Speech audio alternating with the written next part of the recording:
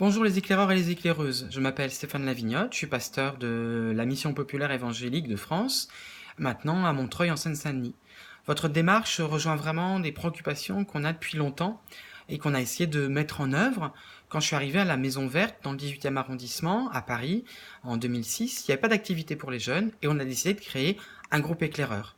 Ce qui nous intéressait, c'est d'aller vers les enfants qui n'allaient pas d'habitude vers les éclaireurs. Donc les éclaireurs sont allés voir les enfants du soutien scolaire, les parents des cours de français ou des parents d'origine étrangère apprenaient le français, et puis ils leur ont raconté ce que c'était que la vie d'éclaireur, et leur ont montré des photos, et les ont invités d'abord à une journée de jeu à la Maison Verte, puis à une première sortie la journée, et ensuite à un week-end. Et petit à petit, s'est construit un groupe éclaireur. La moitié, c'était plutôt des gens blancs, de classe moyenne, qui ressemblent plus peut-être au public habituel des éclaireurs, et l'autre moitié, c'était des enfants issus de l'immigration, musulmans ou non-croyants, et certains ont continué assez longtemps avec les éclaireurs. L'autre expérience, c'est avec la Mission populaire. La Mission populaire, c'est des lieux qui sont des centres sociaux, des maisons de quartier. Il se passe des choses dans nos lieux, des activités, soutien scolaire, cours de français. Et souvent, on attend que les gens viennent dans nos lieux. Un peu comme, vous savez, toutes ces associations ou ces partis politiques qui font des réunions. Ils attendent que les gens viennent dans leurs réunions, viennent sur les préoccupations des associations dans leurs réunions et se disent mais pourquoi les gens viennent pas? Eh bien pourquoi les gens viennent pas? C'est parce qu'il faut d'abord aller vers eux et partir de leurs préoccupations.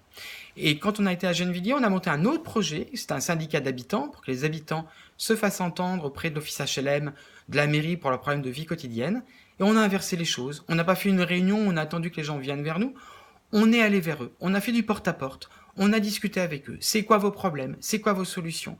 Et puis on les a réunis par petits groupes, pas dans des salles de réunion, mais chez eux. Et petit à petit, on a construit une alliance citoyenne qui a regroupé plusieurs centaines d'habitants à Gennevilliers. Je crois que c'est cette démarche qui est importante, c'est sortir de là où on est habituellement pour aller vers. D'ailleurs, si vous voyez, Jésus dans les évangiles, il reste pas enfermé dans un temple à faire des prédications en attendant que les gens viennent écouter. Il sort.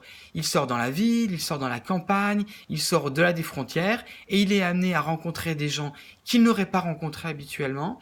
Il est amené à partir de leurs problèmes et de leurs questions à eux pour construire les choses à partir de cela. Vous avez travaillé sur des paroles de Jésus. Regardez ces actes. C'est vraiment aller vers pour pouvoir partir de la réalité de ce que vivent les gens. Alors voilà, je vous invite vraiment à faire ça. Vous avez l'habitude de sortir dans la nature, et bien maintenant je vous invite à sortir dans l'humanité. Vous allez voir, c'est tout aussi divers, tout aussi riche et aussi très amusant à faire. Allez, bon courage et vraiment votre démarche elle est super. À bientôt.